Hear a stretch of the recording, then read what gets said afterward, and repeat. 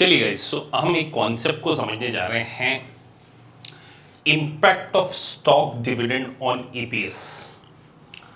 देखिए, जब आप एक बेसिक अर्निंग पर शेयर का कैलकुलेशन करते हैं तो स्टॉक डिविडेंड एक कॉन्सेप्ट आता है।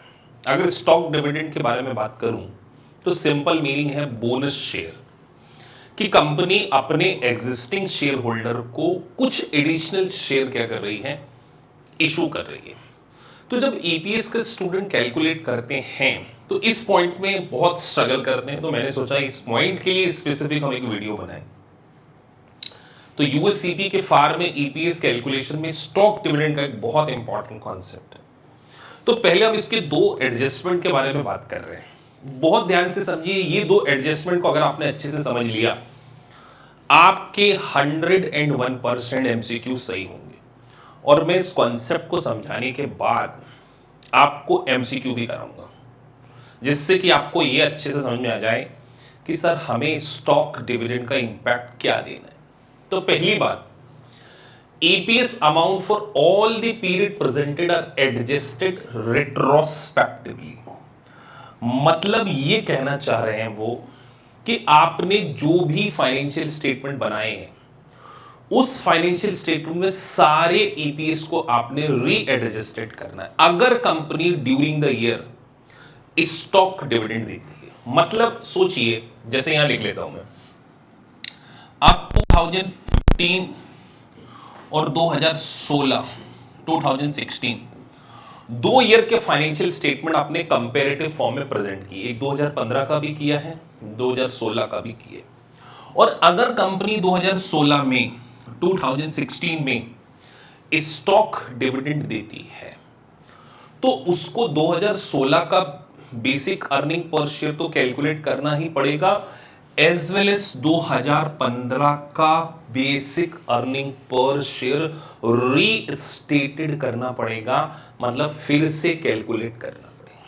अगर कंपनी ने किसी ईयर में स्टॉक डिविडेंड दिया है तो ऑल द पीरियड प्रेजेंटेड, क्या लिखा है, अभी हमने इस 2 साल के फाइनेंशियल स्टेटमेंट को प्रेजेंट किया है, तो हमें 15 और 16 दोनों में इसका इंपैक्ट देना पड़ेगा। और एक और इंपॉर्टेंट बात, to reflect the change in the capital structure if it had occurred at the beginning of the first period presented. Bonus share में हम टाइम का वेट नहीं देते, हम ऐसा मान के चलते हैं कि वो बिगिनिंग ईयर से ही आउटस्टैंडिंग है।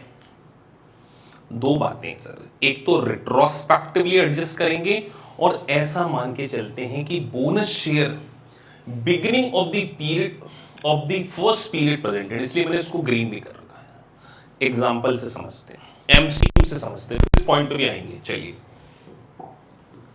अब आपके सामने एक बोर्ड पे क्वेश्चन देखने को मिल रहा होगा, आपको ध्यान से पढ़िए, थोड़ा इधर हो जाता हूं मैं। On January 1 apex company whose stock is publicly traded, एक एपेक्स कंपनी है, उसका ईयर कौन सा है सर, 1 जनवरी, ठीक है, had 100,000 share of common stock outstanding full stock. मतलब साल की शुरुआत में उसके पास जनवरी में कितने शेयर थे सर, 100,000 शेयर थे, 1 लाख शेयर थे। और मैंने रेड कर रखा है, अप्रैल 1 में 10% स्टॉक डिविडेंड दिया। कब दिया है सर, अप्रैल 1 को। The number of share to be used in computing basic earning per share. Question आपसे एमसीक्यू में पूछ रहा है, यूएससीपीए का क्वेश्चन है कि हमें आउटस्टैंडिंग शेयर को बताना है। तो देखिए, हमने यहां पर शेयर कब इशू किए सर, अप्रैल में किए। तो मोस्ट ऑफ द स्टूडेंट क्या करते हैं, 1 लाख को मल्टीप्लाई कर लेते हैं, बोले सर पहला चेंज आ रहा है ना अप्रैल में, तो जनवरी फरवरी मार्च, इसको 3 महीने ले लो। और यहां पर बोनस शेयर 1,10,000, 10,000 बोनस शेयर है ना, 10% है, तो 1 लाख का 10% कितना होता है, 10,000। 1,10,000 को 9/12, इधर 9/12 कर दो, इधर 3। यही वो गलती कर देते हैं, ये आपको नहीं करना है, तो मैं इसको मिटा दे रहा हूं। हमने क्या बोला, बिगिनिंग पीरियड से ही उसको आउटस्टैंडिंग मान लिया जाता है। तो आपने सीधे 1,00,000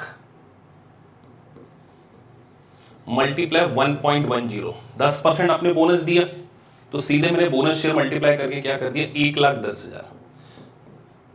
इसको बिगिनिंग पीरियड से ही आउटस्टैंडिंग मान लो। तो जनवरी में ओपनिंग थे और बीच में कुछ इशू नहीं, 12/12, तो यहां पे कितना आ गया, 1,10,000।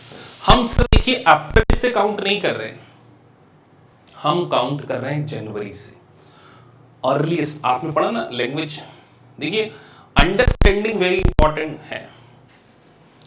Beginning of the first period presented, तो आपको बिगिनिंग पीरियड से ही उसको क्या करना पड़ेगा, कंसीडर करना पड़ेगा। मैंने इस अप्रैल से उसको काउंट नहीं किया है, मैंने उसको जनवरी से काउंट किया है। तो मेरा जो सही आंसर है वो 1,10,000। ये आपके सामने सॉल्यूशन है, ये एग्जाम का ही क्वेश्चन है। तो ध्यान रखिए, पहली बात आपने क्या सीखी,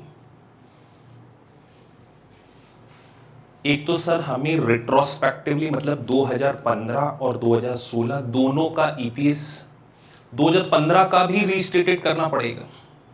मतलब कि इस बात को और अच्छे से समझिए, अगर 2000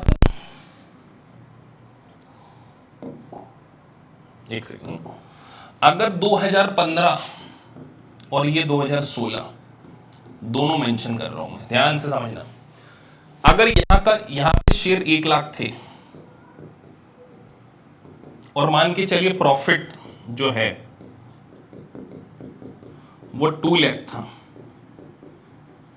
तो आपका पिछले साल ईपीएस कितना आता सर, 2,00,000 डिवाइडेड बाई ये 2,00,000 प्रॉफिट को 1,00,000 से डिवाइड किया तो 2 रुपए आता। यहां भी आपकी 1,00,000 है, क्योंकि आपने अप्रैल में शेयर कर दिए, तो ये पिछले साल भी आपको क्या करना पड़ेगा, रीस्टेटेड करना पड़ेगा। मतलब ये 2015 की जगह आपको इसको 1,10,000 से डिवाइड करना पड़ेगा। तो मैं यहां नीचे लिख रहा हूं, ये इसको फिर से क्या करेंगे, रीस्टेटेड करेंगे। तो 2,00,000 डिवाइडेड बाई 1,10,000 है ना, 1,10,000। तो मैं इसको क्लीन कर देता हूं कि सर हम क्या करेंगे, 2015 में जो हमने 2,00,000 डिवाइडेड बाई 1,00,000 किया था, उसको 1,10,000 से करके फिर से क्या कर देंगे, रीस्टेटेड कर देंगे। ये इसका मतलब, रीस्टेटेड मतलब फिर से आपको क्या करना है, चेंज करना। तो पहला कॉन्सेप्ट। दूसरा concept, adjustment are made for such changes. Line बहुत इंपॉर्टेंट होती है, स्टूडेंट सिर्फ इसीलिए तो बेटा स्ट्रगल करते हो, आप कॉन्सेप्ट को नहीं पकड़ के चलते, इसीलिए स्पेसिफिकली बोल रहा हूं। Adjustment are made for such changes even if they occur after, green करा हुआ है, after the end of the current reporting period but before issuance. फिर से समझिए, adjustment are made for such changes even if they occur after the end of the current period but before issuance। इसका मतलब, अगर आप example के through समझेंगे,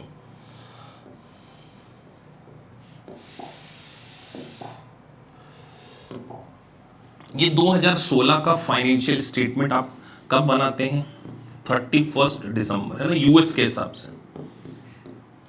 31 दिसंबर के बाद अगर मान के चलिए 30 जून को आप बोनस शेयर दे रहे हैं, स्टॉक डिविडेंड मतलब बोनस शेयर है ना,